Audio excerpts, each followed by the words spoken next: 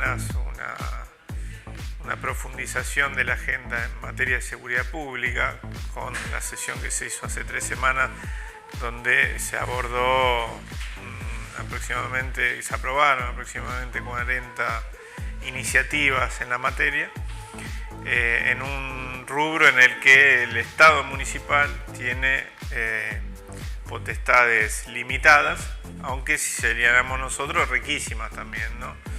¿Por qué riquísimas? Porque decimos que hay responsabilidades que son propias, exclusivas e indelegables del municipio, que no han sido lo suficientemente explotadas como aporte a la seguridad pública, ¿no? Desde lo que refiere al mantenimiento, ¿no es cierto?, de la ciudad en general, poda, escamonda, señalización de calles, iluminación, etcétera, hasta algo tan básico como el transporte en horario nocturno, el transporte público en horario nocturno, a algunas iniciativas específicas que en algunos casos hemos podido aprobar en el marco de aquella sesión donde se aprobaron esas 40 iniciativas, como tiene que ver con lo que tiene que ver con la prevención social del delito, la intervención desde un nivel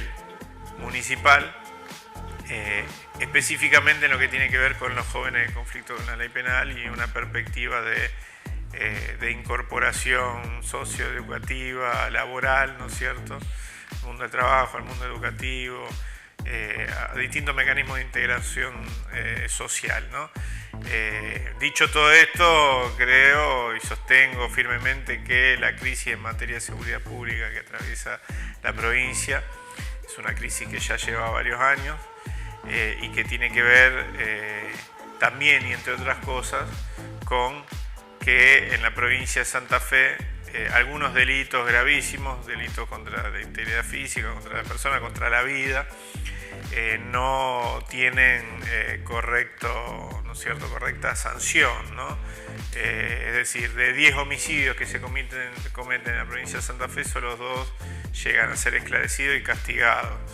Esto es importante señalarlo, ¿por qué? Porque encontramos en estas últimas semanas un reflote de una serie de iniciativas que tiene que ver con cambiar o reformar el Código Procesal Penal de la provincia,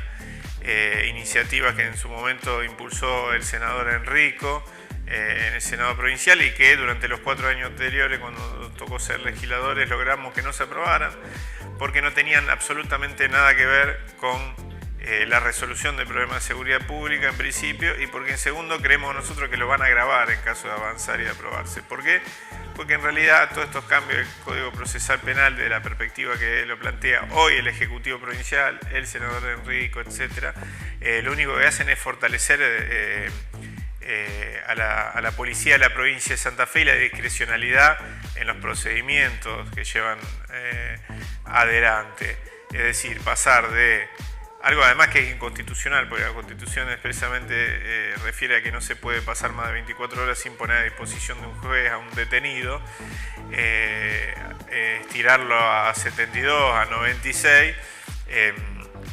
para nosotros habilita a que en ese interín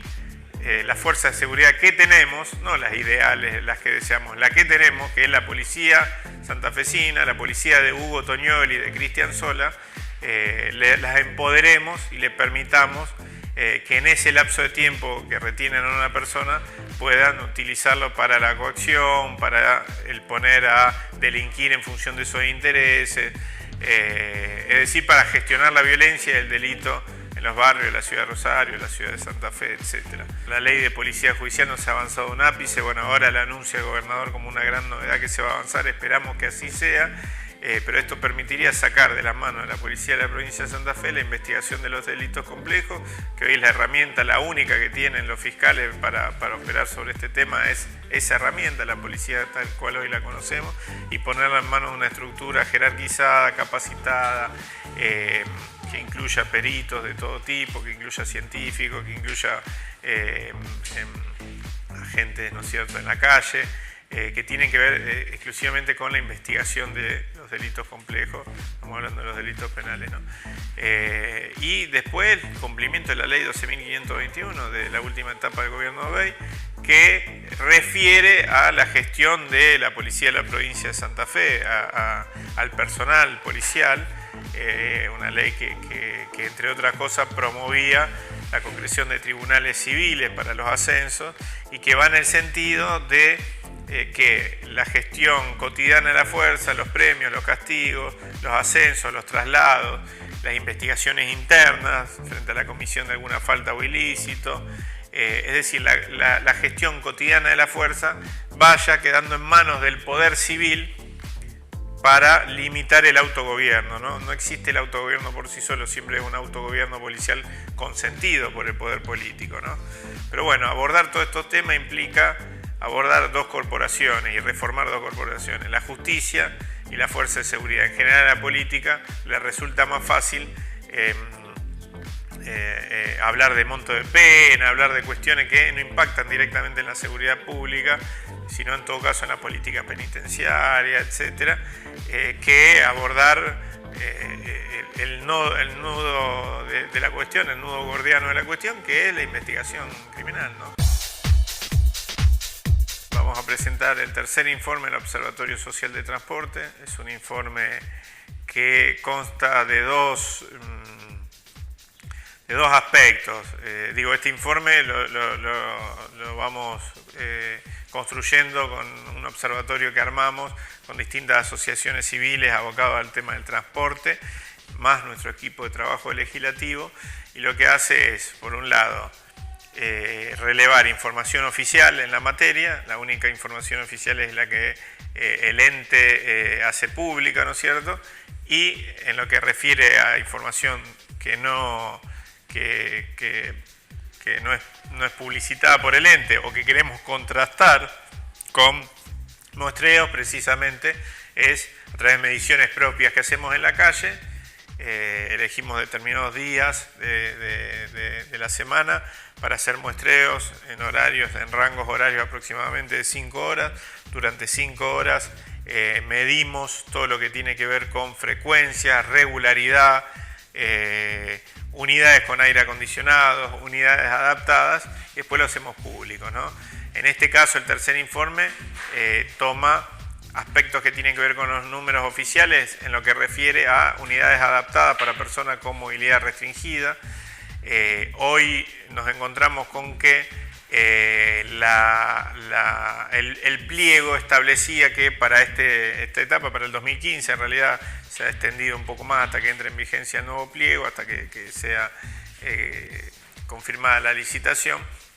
establecía que el 50% del sistema tenía que contar con unidades adaptadas, es decir, el 50% de las unidades tenían que ser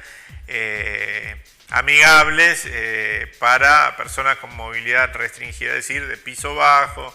etcétera. Y nos encontramos con que si bien el sistema en su totalidad casi llega a un 30%, es decir, está lejos de ese 50%, cuando vamos directamente a la división por empresas, tenemos la empresa mixta que ya ha llegado al 50% de unidades adaptadas o de servicios al menos que se prestan adaptados. Esto es todo números oficiales, ¿no? La Centur está rondando el 40%, pero Rosario Bus no llega al 9%, ¿no? Y esto es gravísimo porque estamos ante la finalización de un pliego en el que se ha incumplido a todas luces. Nueva Alberdi, en la zona norte y noroeste no tenemos Nueva Alberdi, Casiano Casa, Empalme Granero, que caen en este tipo de situaciones, ¿no es cierto?, en horario nocturno, y no son las únicas, doy algunos ejemplos. Y el tercer aspecto que nos interesó marcar, ahí sí tiene que ver con nuestras mediciones, es la frecuencia. La frecuencia no ha mejorado en términos promedio, está muy lejos de los 10 minutos que plantea la titular del ente de la movilidad como frecuencia promedio, que tampoco dice demasiado, porque frecuencia promedio es un prorrateo, ¿no es cierto?, de de la frecuencia de determinada línea en determinado franja horario, pero está muy lejos de los 10 minutos, que llega casi a los 15 minutos la frecuencia promedio, con además un gran problema que es la irregularidad, la falta de regularidad de determinados servicios que haga que tengamos en determinados horarios en los que hemos medido, en horarios, no sé si llamarlos picos, porque son varios los horarios picos, pero que incluye de 13 a 18 horas, incluye, por ejemplo, el horario de la salida de la escuela, de la vuelta del trabajo, etc. Lapsos en algunas empresas, en algunas líneas de 40, 50 minutos, en los casos más extremos, ¿no? Lo que impacta directamente en la cantidad de gente que se baja del colectivo, que deja de utilizarlo por ese tipo de situaciones extremas, ¿no?